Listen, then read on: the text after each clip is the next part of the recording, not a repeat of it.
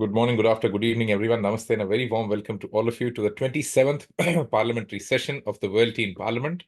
We welcome all our guests for today, all the teen MPs and influencers, and a very warm welcome to His Excellency Minister Gligor Tashkovich, who Government International Affairs for Seattle-basedD.A.InternationalGroup Group from Seattle, Washington, USA, and Mr. Manzoor Nadir, the Speaker of the National Assembly of the Parliament of Guyana, Georgetown, Guyana. Thank you so much to both our guests for taking out the time for today for this session. I would once again welcome all the teen MPs and influencers who have joined from different parts of the world. So most importantly, before this session starts, a quick story or a brief about the World Teen Parliament. During COVID, we actually wanted to create an ecosystem, a platform where the most impactful, most inspiring teenagers could come together and start influencing global policy making. And that's where the World Teen Parliament was born, where every year we invite teenagers to give solutions to local and global problems and let people support them. The teens, the top 100 teens who get the maximum votes, they get elected to the World Teen Parliament for a duration of 1 year, where they work on their ideas, we train them, mentor them, and fund them so that they can change the world for real. Every month, we give them an opportunity to interact with global leaders so that they can learn from them, interact with them, and sometimes question them. So today as well, during this 27th Parliamentary Session, we'll be going through a similar experience with two amazing guests who have taken out the time for this parliamentary session of the World Teen Parliament. Thank you so much, everyone, for joining us. If you're listening to this on YouTube, if you have any questions, you can put your questions in the comments and our technical team will take care of it. All the teen MPs and influencers, you've already submitted your questions. If during the conversation you want to submit a question, please send it in the WhatsApp group so that the team can take care of those questions as well. Most importantly, this platform is meant to give teenagers an experience of an actual parliament. So there'll be a starting opening addresses by both the guests, and then it's a question hour. Most importantly, maintain the decorum of the parliament, be respectful during your complete conversation, and the guests have the power to say a no to a question that they don't want to answer. They can pass that question. And also remember, you have to be, as a teenager, try and understand the perspective of the leader who has come in and sharing their time, because they bring in a very vast, ocean of experience with them. That's something that you would all want to learn from. Thank you so much once again for joining us. Let me invite the first speaker for today to start the 27th Parliamentary Session with their opening address. A very warm welcome to His Excellency Minister Gligor Tashkovich to start the parliamentary session with your opening address. A very warm welcome, sir. Please unmute yourself. And the stage is over to you. Thank you, Mr. Gaur. Thank you for that generous introduction. I'm pleased to be here today. Ramadan Kareem to those of you who are celebrating this month-long holiday. And I'm beaming in from New York City. I found on my bookshelf this morning something I have not taken off the bookshelf for a long time. It's my placard from when I participated in the Model United Nations. It says Rep Tashkovich on it. And so I thought I'd just show that to you. In the old-fashioned way, when we used to meet in person and not online, we would have these placards on our desk and debate issues of world concern. I was asked to talk about skills that you need to acquire if you would like to become a government leader. And there are several, and I will just address those briefly, but I'm going to segue to two programs that I want to bring to your attention and explain what they are, because I think that could be interesting for all of you. The first is, I have four listed. The first is empathy. You really want to get involved in government because you care. Not because of power, not because of privileges, not because of, well, certainly not for the money. But empathy is really important, that you care about your fellow citizens. Second, when you're in a cocktail party or a conference, or you're otherwise talking one-on-one with people, you want to make them feel like they are the most important person in the room. That's a really important skill to have, and people will walk away talking to you feeling very differently. To do that, you need to make eye contact. That's something which doesn't come naturally in many countries of the world. but that is the secret.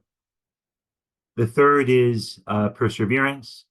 For any number of reasons, as you embark on your path to become a government leader, you will find it necessary to stand up for what is right and what you know is right. And that comes with risks. That comes with risks to your reputation because people can attack you. That comes with the risk of failure, of course. But the importance of persevering for something you know is demonstrably right is an important attribute or a skill even. And lastly, integrity. I took this job in Macedonia, moving here from New York City for the equivalent of $1,000 a month for 2 years. My mother never fails to remind me how I sacrificed my highest earning years of my career to work to practically volunteer. Now, that's a lot of money for a number of people in other countries. I appreciate that. But suffice to say that in New York City, you couldn't survive for a month on $1,000 a year, $1,000 a month. You couldn't survive. So it's a matter of relativity. I appreciate, but I want to point out to you that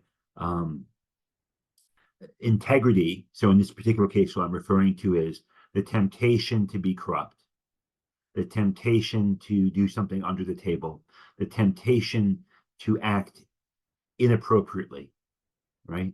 And so having your integrity and knowing that people are always watching, and if you do something amiss, you will always be found out. Eventually, it may take a year or 2 or 3, but you will always be found out. It's never worth it. It's never, ever worth it, right? So maintain your integrity. Say no when you have to maintain your integrity, and don't get yourself into situations where your integrity can ever be challenged, because once you lose it, you won't get it back. Now I want to segue into 2 programs, which I think will interest all of you. The first program is open to people ages 15, 16, and 17 only. It's called Rise for the World. And I've been a part of this program we are now in our 4th year, so I've been doing this for all 4 years. The website is risefortheworld.org. We will open up the 5th year for applications probably in September, October timeframe. So you should make a note in your calendars or electronic devices to visit the website at that time. Rise was co-founded by a former chairman of Google, Eric Schmidt, and the Rhodes Trust out of Oxford University. Many of you have probably heard of Rhodes Fellows. This is the same organization. The academic research has shown that people who rise to the top of their career, whatever that may be, not necessarily government, it could be politics, it could be dance, it could be artists of some sort, it could be any number of things, right? It could be teaching, right? But people who rise to the pinnacle of their career generally have the same 5 traits in common. And these are the so-called RISE traits, TRAITS. Brilliance, calling, empathy, perseverance, and integrity. And you'll notice that there's some overlap with the group of traits I commented on a moment ago. What the research has found is that these 5 traits are discernible as early as ages 15, 16, and 17. And so if you apply for the RISE program, we, the judges, will be looking for these traits in your essays, in your interview, in your project, in your videos. It's a comprehensive application program. You won't do it quickly. It does take a long time.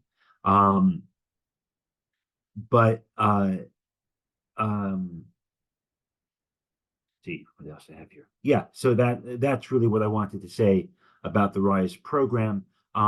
What I will tell you is we pick 100 winners every year. There are usually roughly 5,000 applications. And the winners receive an account of 500,000 US dollars, which they can draw down to cover college tuition and related expenses, housing, room, board, all that. Also, if their academic interests require them to go to a conference, the fund will pay for that.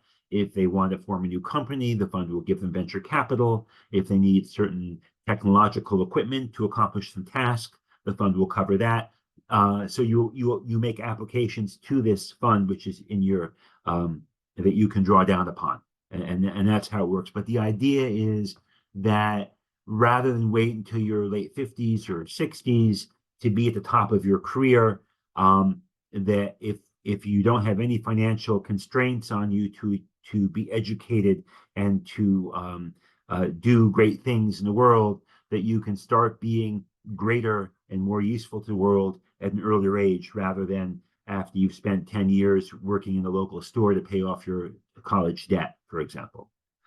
So I think this is very interesting to all of you, and I would encourage you to apply this autumn. The second organization is called the We Are Family Foundation, and that website, all one word, wearefamilyfoundation.org. And the main project there is something called 3-Dash. Now, the use of Morse code probably, I'm assuming, in your countries has also died off. Perhaps you've never even heard of it, but it's a series. It's a series of dots and dashes, where a dot would be like a short sound like beep, and a dash would be beep, a longer sound. But three dots and a dash is the letter V. And this is also the international peace sign. And so that's where that comes from. And the quotation of the young man who's no longer with us, who was a poet and peacemaker, Matty J. Stepanek, said, "Peace is possible when your basic human needs are met."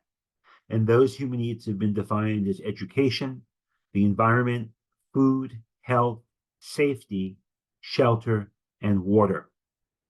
And so we are looking for teenagers, your age group, slightly bigger category, say ages 13 to 19 approximately, but it's not hard and fast. It could be I've seen people as young as 9 or 10 who see some kind of injustice in their world, and it bothers them so much they want to fix it. And that injustice is usually one of these 7 categories. And for example, I know there are many people on the call here from India. We had what do they call it? A global teen leader, GTL, a global teen leader by the name of Mr. Mridul, M-R-I-D-U-L, Manas, M-A-N-A-S.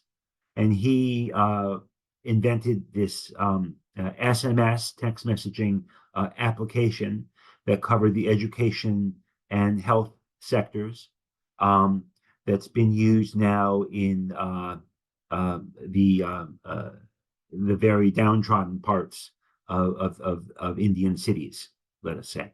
And you can read about that on the website. It's right there on the homepage. So this process also begins August, September timeframe. There's a meeting in New York City, all expenses paid, for the 30 winners from around the world.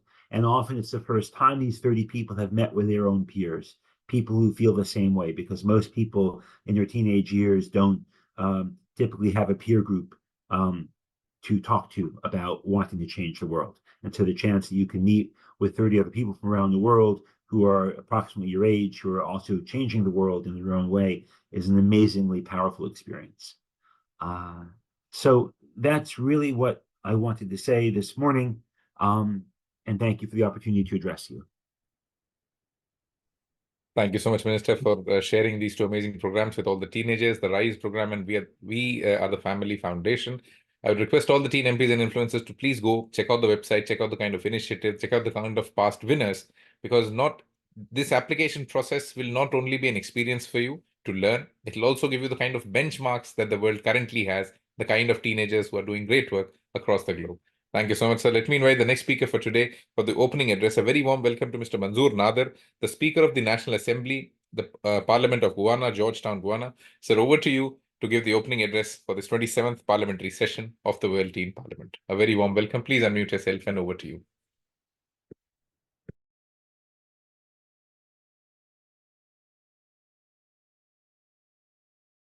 Sir, you're on mute. You'll have to unmute yourself.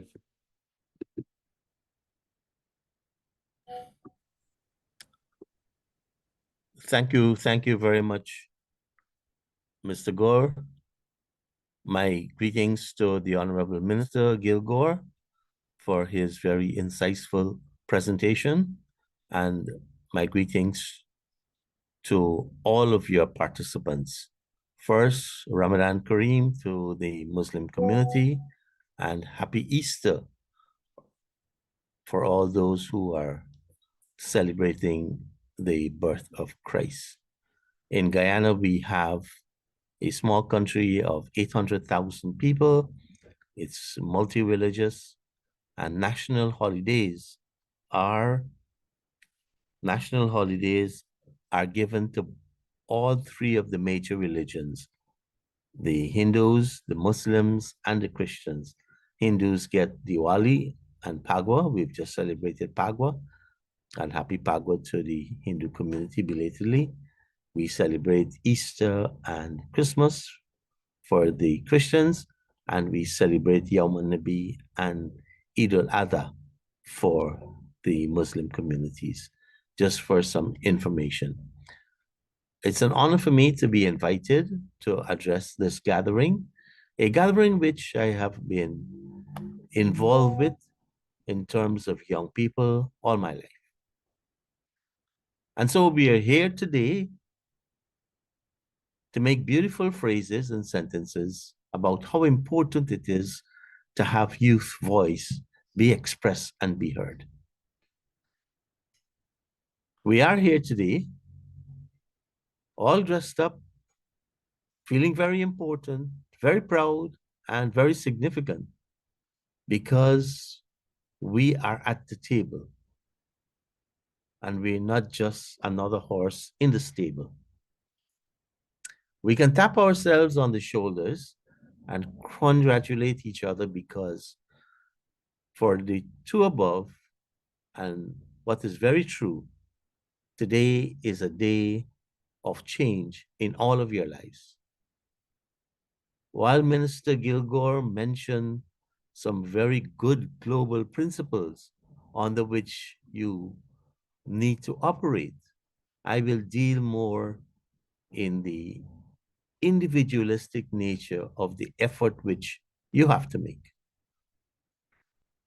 So today, in my view, is a day of change in the lives of all of us. Those of you who will make it to Team Parliament, they are going to be jumping ahead of many other young people. Those who do not make it, if you have learned a lesson from today, you will be a better person. So I say, do not be bitter if you don't make it, and let this experience that you're having today be a lesson on learning to be better. So why am I saying these things? Is it because, like every old man, I feel like Socrates or Aristotle? Or is it because I'm on this global stage and relish the opportunity to pontificate to you? Or maybe it's because I've learned the life lessons. So let me tell you a little bit about that journey. So like all of you, that journey started because we want to make a contribution to our peers at our school, at the level of a youth club, at the level of our community. And these could be a sport club, a debating society, a science society in your school, some action you took in your community, and then you were recognized. And you were called to higher and higher service. Getting older, working harder and harder, and observing those 5 principles Minister Gilgore just mentioned.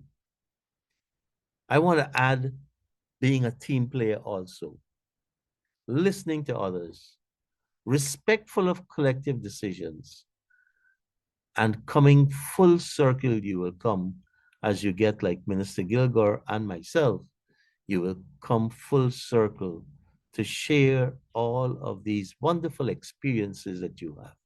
Alhamdulillah. I urge you to continue to be involved, to be of service, to be helpful and respectful. And I challenge you to be an ambassador for a better society, a better community, and to be of service to humanity. In this regard, today, I will say once again, it's a day of change. And later on, 10, 15 years from now, many of you will look back at today, whether you go forward or you go back to your communities and say, I started that journey. Like Confucius said, the journey of 1,000 miles begins with the first step. And for you and I, for all of us, we today have taken that first step. Thank you very much. Thank you so much, the Honorable Speaker, Mr. Manzoor Nadir, for such amazing words, understanding and giving these teenagers the understanding that the individual is critical to the community and the individual really creates the world around that we all see, the power that lies within each teenager in really changing the world around them. Thank you so much, sir. Now it's the time for a question hour. So now it's an open floor. The teenagers, the teen MPs and influencers from different parts of the world have already researched and read about both of our guests. So they might be posing you some questions. You once the question comes in, it might be directed to any one of you, but both of you can answer or add points to it. It's an open floor now, so let me invite the first teenager to ask the question. Alen Jain, please unmute yourself and ask a question. Before you ask a question, do introduce yourself and from where you come. Alen, over to you. I am from UAE. My name is Alen Jain. I'm from class 9G of our own English High School, Sharjah Boys Branch. My question is to Mr. Gilligor. How do you implement foreign decisions on people, on countries of different ideals?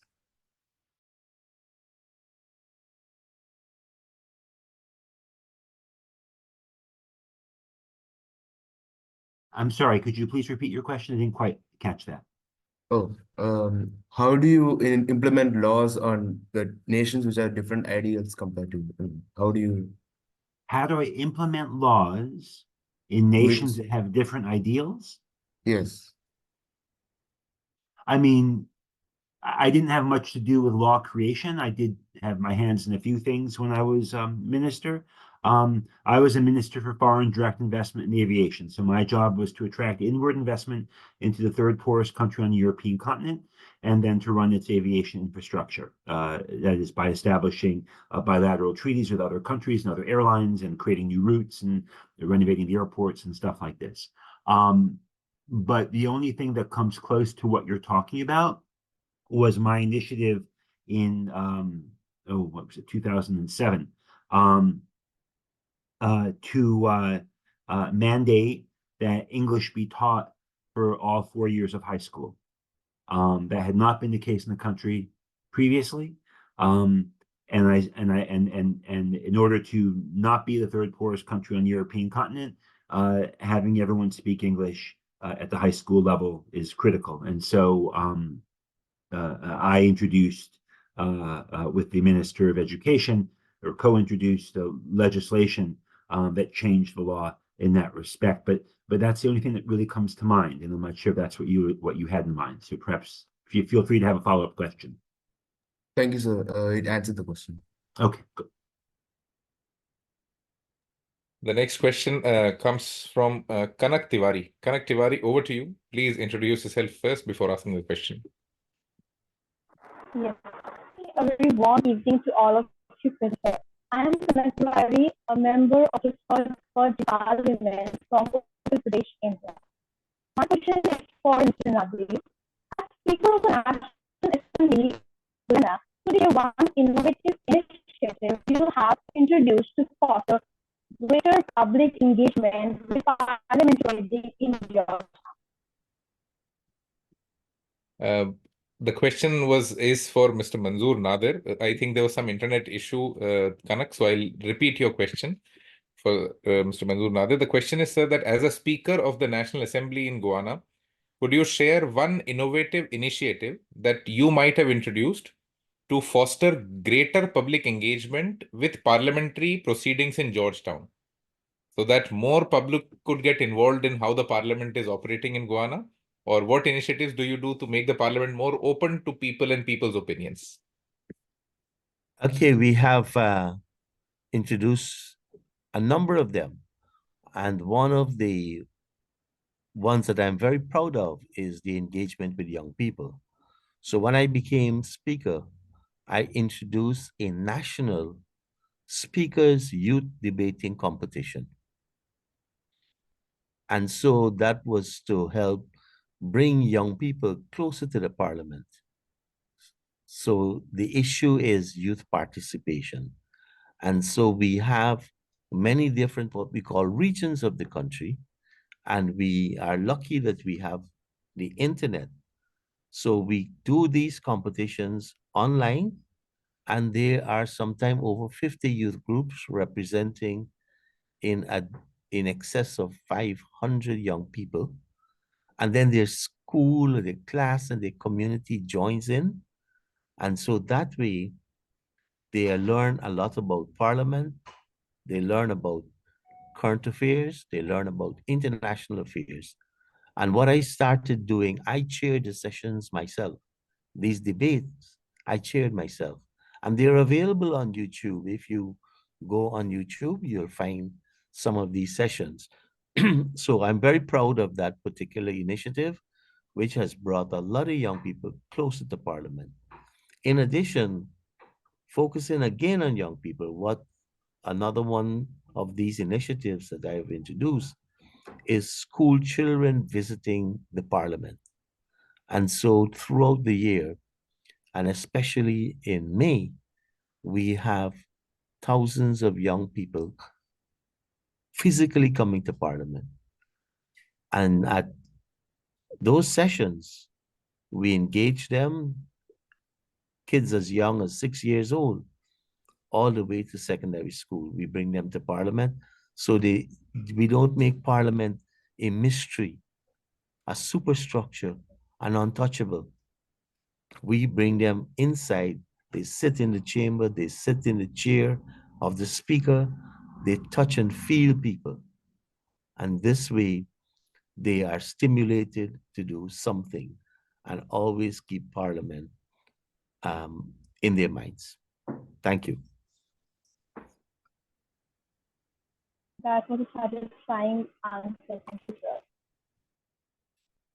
Thank you so much, sir. I think this could be a very good example that should be replicated across nations, where making the parliament so open to people that they get to experience it physically, be a part of it. Most of the parliaments do it through parliamentary museums. But I think it's amazing that you could implement it in the actual parliament, bringing students and teenagers to the parliament. The next question comes from Tasmiya Shahin. Tasmiya, please, over to you. Please introduce yourself and ask the question. Greetings everyone, I'm Tasmiya Shahin, a student of class 10 studying at Mohammadpur Poetry School and College, Mohammadpur, Dhaka, Bangladesh. My question is for Minister Gligor Tashkovich. In the upcoming years, surely this world is going to face financial difficulties along with survival difficulties due to extreme climate adversity. What measures the government is going to take in that situation, do you think? Would you repeat the question one more time, please? You want my opinion as to what measures government should take with regards to climate change? Yes, sir. This is not my my strong area, so I'm going to decline to answer the question. This is not an area of competence for me. I think we've seen some evidence from countries around the world who are aggressively addressing this issue, especially those that are threatened immediately by it, such as those in the Pacific Island states. And we've seen a number of countries who are looking the other way, like ostriches with their heads in the sand. But I will defer to the honorable speaker in case he wishes to address your question further. Thank you, Minister Gilgore. Yes, I don't mind sharing a few ideas, but to get global decision-making and global consensus on climate change has been extremely difficult. And this goes back decades. I think the first big gathering of leaders with respect to climate change was in Rio de Janeiro, maybe close to 25 years ago. And we are at the Conference of Parties coming up in Azerbaijan this year. That might be the 28th or the 29th Conference of Parties. So to get global consensus on climate change has been extremely difficult, and we have seen what has been happening.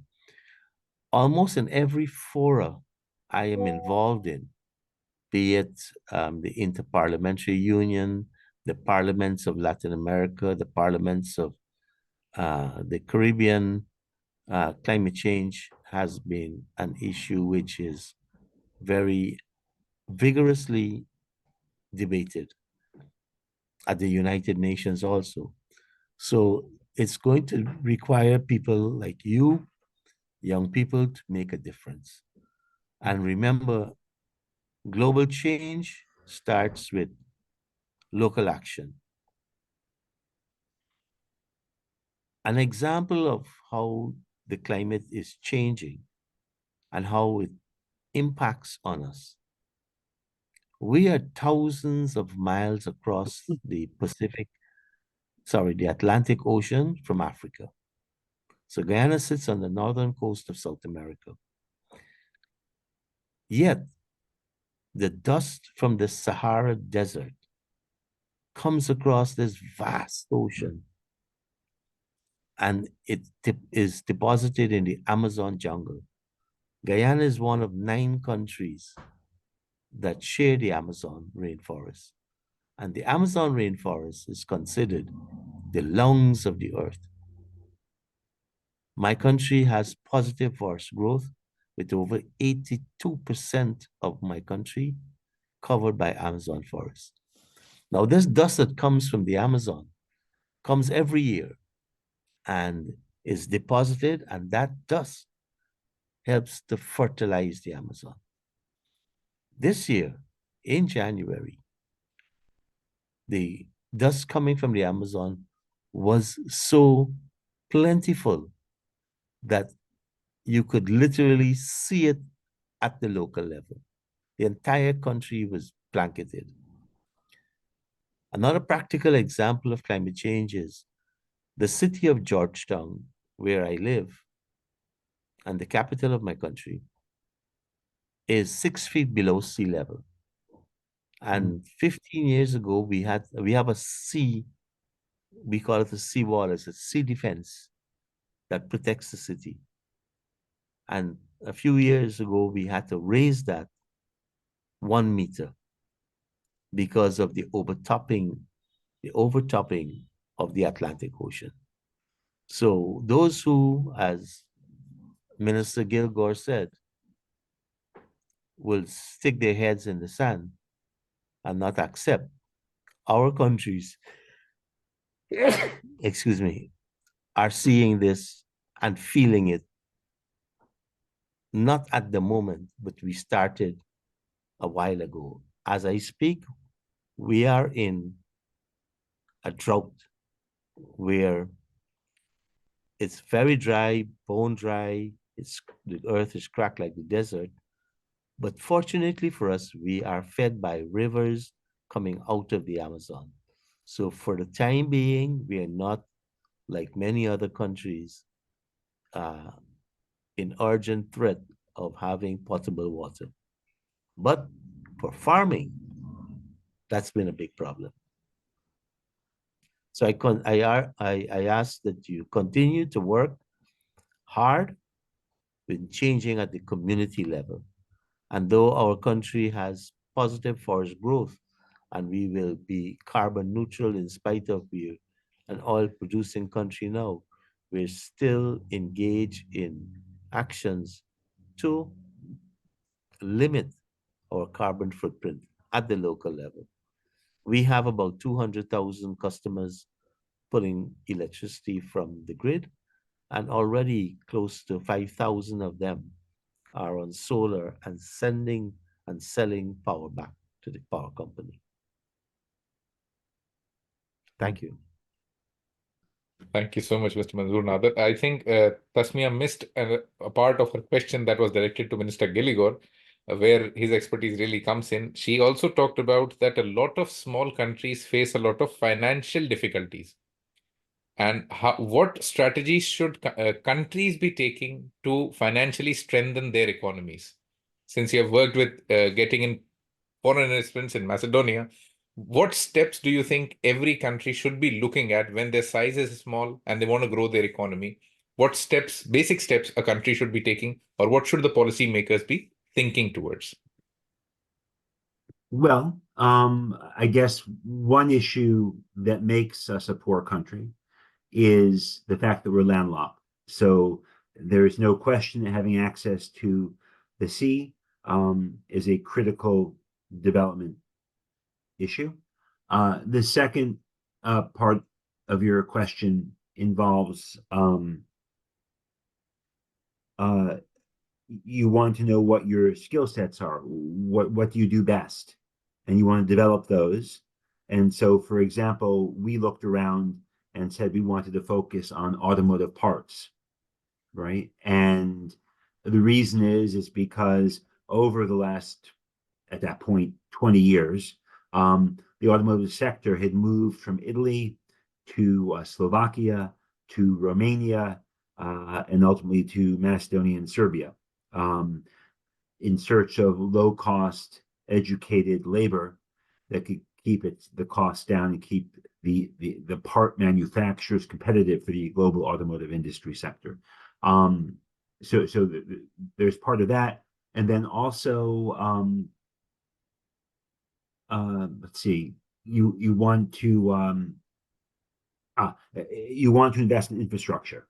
That's very important, and to do that, you can take concessional loans from the World Bank, infrastructure finance, and make investments in roads and airports and education, other things that will make a fundamental difference to increase your GDP so that you can then pay them back in the future. So these are sort of the areas I would recommend. Thank you, sir. The next question comes from Rudrakumar, Periyasamy, Sathiskumar. Rudrakumar, please introduce yourself and ask your question.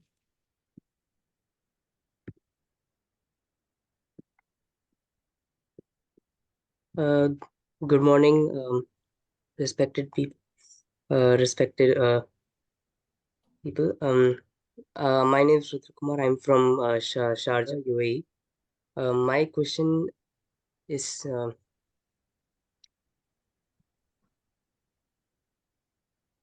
sir, can I ask another question instead of the question I registered with?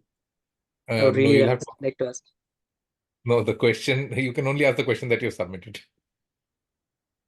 Okay, sir. Then I don't want to ask the question.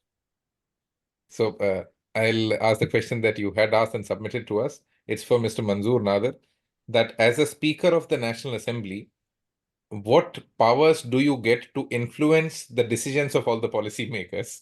That do you have any power to sway the decisions of the policymakers to any direction?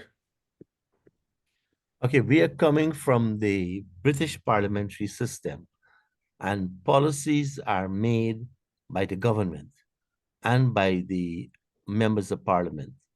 And so what we have to do as speaker is to ensure that there's fair play, that the parliament business is conducted based on rules, and in that way we get to influence how the manner in which these policies and laws are made. But the introduction of policies, laws are by the government and by the MPs themselves.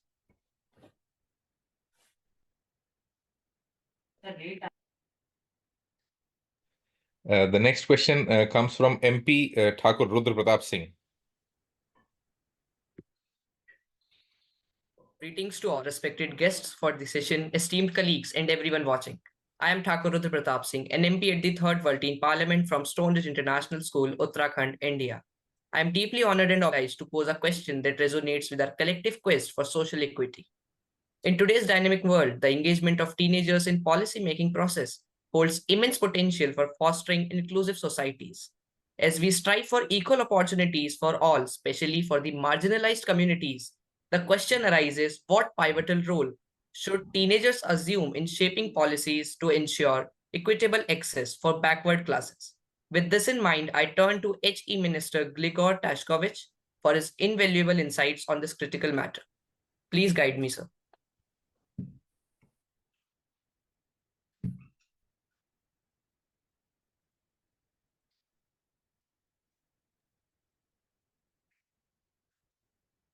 Could you please repeat the end of your question a little bit slower, please? I didn't quite catch it.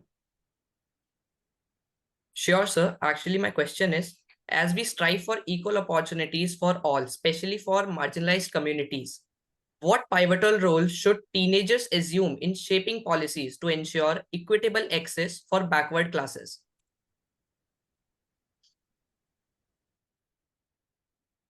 Policies.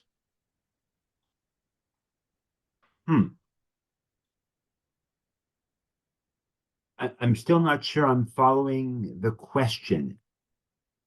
You're asking me what teenagers can do to raise backward classes in society?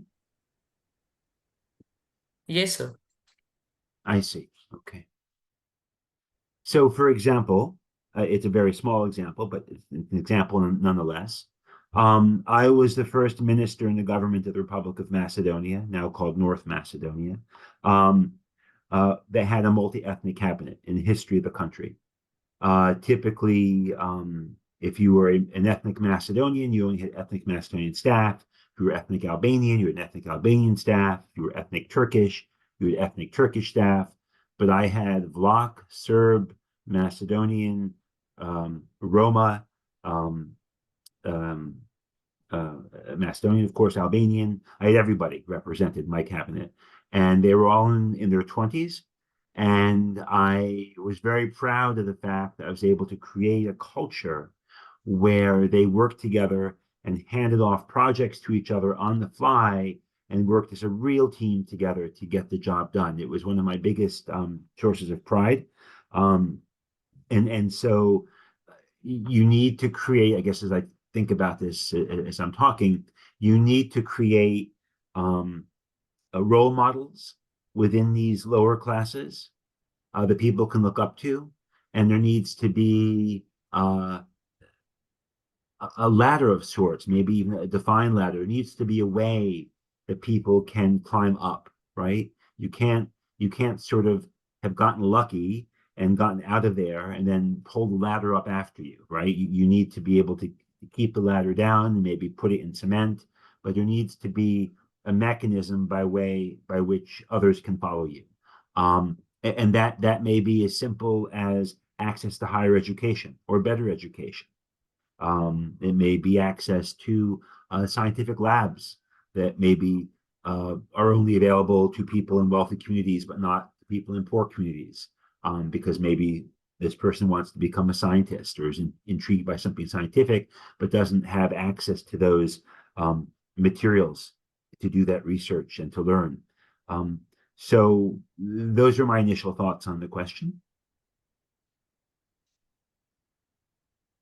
Yeah, thank you so much, sir. That was it was really invaluable that you guided me through this process and made me understood the thing. Thank you so much, sir. So there's one question that has come from the audience, and actually it's for both the leaders, and they can address it as they wanted. But first, to Mr. Manzoor Nadir, this question has come from the YouTube audience that what we see in most of the democracies across the world, that the leadership is aging. Should there be some measure or some sort of a policy where there's a retirement age or where we can involve more young people so that the percentage of representatives in the parliament is more, bent towards young people than towards the aging, leaders. Thank you very much. I do not like quotas. I like merit. And you must earn your place at the table. So to all of you here this morning, I'm sure that Minister Gilgore started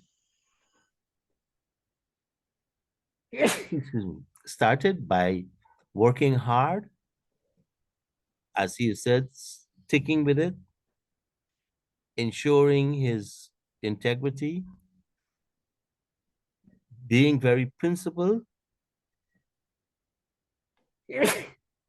and that is what is going to earn you a place at the table, not shouting to say youth are unrepresented, women are unrepresented, the disabled are unrepresented. Excuse me. We have, I think our staff is cooking masala curry. Yes.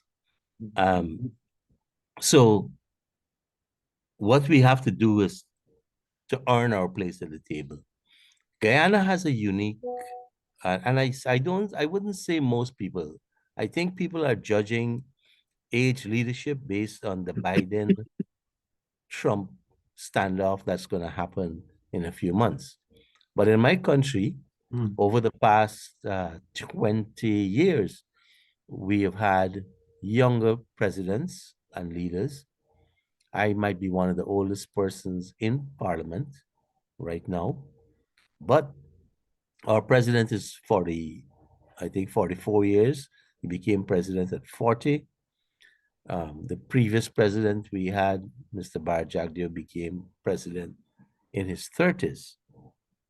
And many of our members of parliament, I can speak for Trinidad and Tobago, Suriname, Belize, Guyana, are younger people. So they would normally refer to me as one of the old persons in politics. And I said, hold on, don't refer to me as old, refer to me as a veteran, right? And even myself, I entered this area when I was like you. My first public speech at the corner of a street was in 1980, which is 44 years ago. And then I would have been just 24 years of age. Not a teenager, but I started in my community as young as 12 years old, being the secretary of our cricket club. And for those of you who like cricket, Guyana is hosting part of the International Cricket Council T20 World Cup in June. And I'm associated with a very famous club, the Everest Cricket Club, which Shamar Joseph Hetmaya comes from. Thank you so much, sir, for this amazing answer. I think all the teenagers should understand that, yes, it's democracy that we all love. That's the way the countries operate. But yes, meritocracy should be a part of it, that we should rely more on the merit of you getting a place in the parliament rather than a quota coming in. Thank you so much, sir. I think Minister Gligor wants to add something to it. Over to you, sir. Yeah, Speaker Nadir, that was wonderful. I wholeheartedly second your comments. For the benefit of our younger audience, I want to give them a little bit of hope, though. When the Republic of Macedonia became independent from what was called Yugoslavia in November of 1991, following a short-lived technocratic government, the first prime minister was 28 years old. And in fact, when I joined the government 15 years later in 2006, that prime minister was 33 when he was elected. And I had a number of colleagues in their 20s who had the rank of minister. But they were experts, right? One was the Minister for Information Technology, and he was 28, but he really knew his stuff. Another was a Minister of Transportation and Communication and Urban Planning. Another was the Minister of Interior. Actually, they were all in their late 20s. It is possible. I understand that in these larger countries, or in the countries in which many of you are resident, it would seem an impossibility. But just to say it is possible. I think this answer gives a lot of hope to teenagers that yes, you can have presidents and prime ministers and even ministers in their 20s. So keep looking out for things that are happening around you. There's a big list of questions that has come in, but we are at the nearly at the conclusion of the time. So I request Mr. Manzoor Nadir for his closing statements for the 27th Parliamentary Session of the World Teen Parliament. Sir, over to you for your closing statement, something that creates a memory for these teenagers and the generations ahead. I think just being here has created a memory for them. But to all of you, rest assured that every single one of us who looks old, who are older, are listening to you. Every single one. Because in our homes, we don't not only have children, but we have grandchildren. Let me give you an example of where I'm sitting at right now. It's not any fancy office with all the trappings of 200 years of parliament.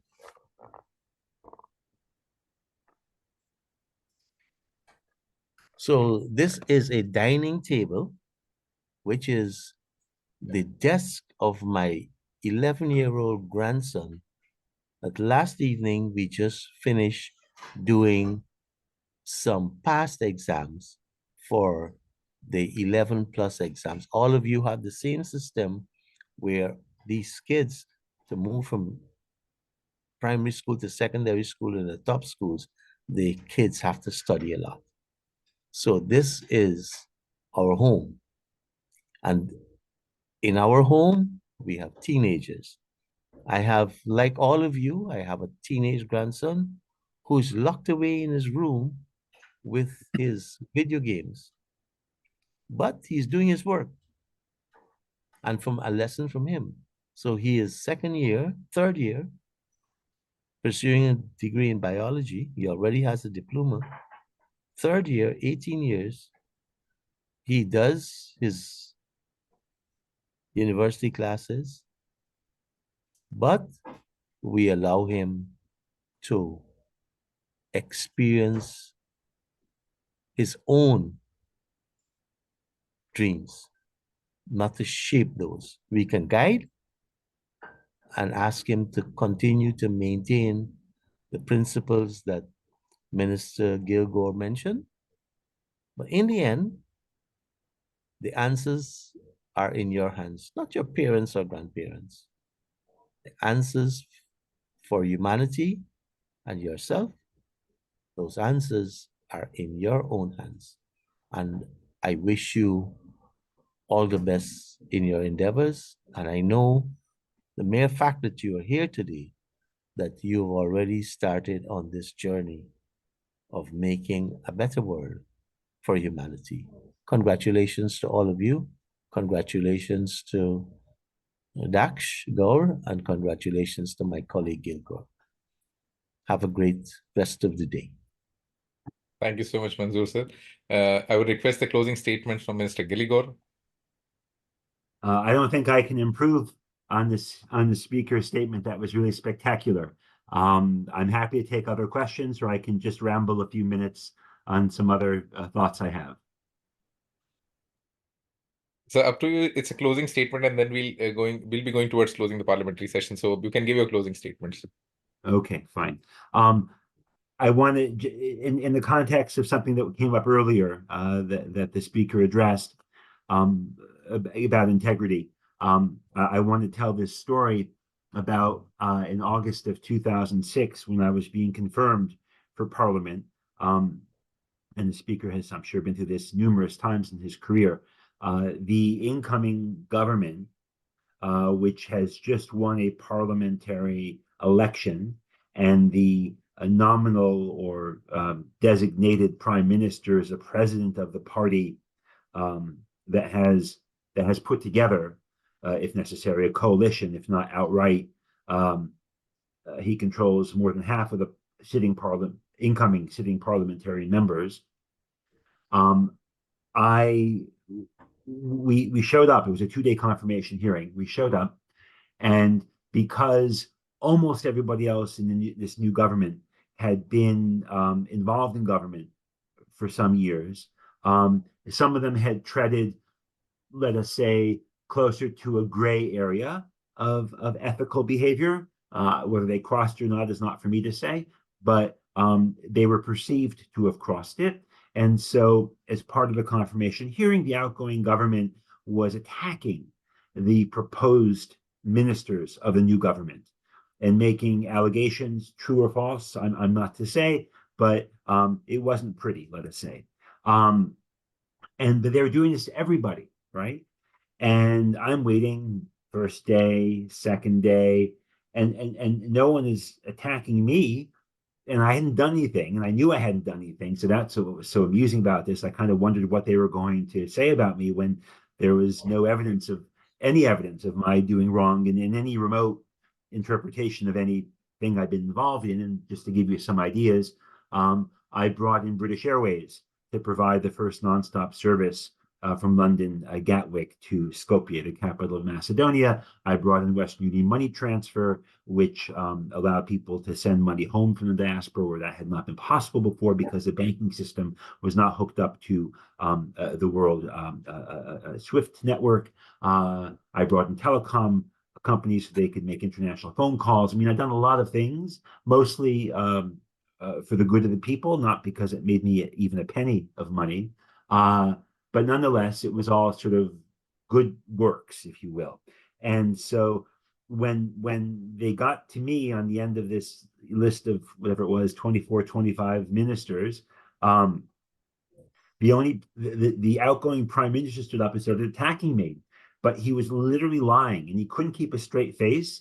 And so he was trying not to smile. And I was literally laughing at him from the seats in Parliament. I wasn't maintaining any decorum whatsoever because it was so ridiculous. And so he had to make up something because I hadn't done anything wrong. And it was so crazy.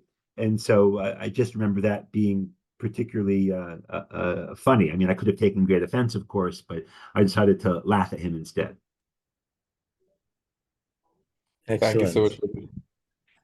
So for the closing address, I would request MP Suvir Thakur. Suvir, over to you for the closing address of the 27th Parliamentary Session of the World Teen Parliament. Yes, sir. I would like to just confirm one thing. Am I audible to everyone? Yes. Pretty much. All right. A good day to each and everyone present here. My name is Suvir Thakur from Delhi Public Schools, Siddharth Vihar. Being an MP of the 3rd World Teen Parliament, I deem it a great honor and privilege to propose to this vote of thanks of this very occasion. I would like to take this moment to thank His Excellency, Mr. Gligor and Mr. Manzoor Nadir for gracing this meeting with their presence and sharing their valuable experience with our teenage leaders. Your words of wisdom greatly left a remarkable impact on these teenagers. Not only that, I would like to extend my gratitude to the entire Blub World team and Mr. Daksh Gaur for giving us this platform to learn and speak. Last but not the least, I would like to thank all the teenage leaders who became a part of this meeting. With this, I would like to conclude my speech, and I wish everyone good luck for their future endeavors. Thank you. Thank you so much, Suvir. Thank you so much, Mr. Manzoor Nadir, and thank you so much, Mr. Gilligor, for being a part of the 27th Parliamentary Session of the World Teen Parliament. Thank you, everyone. Have an amazing day ahead. Namaste. Goodbye.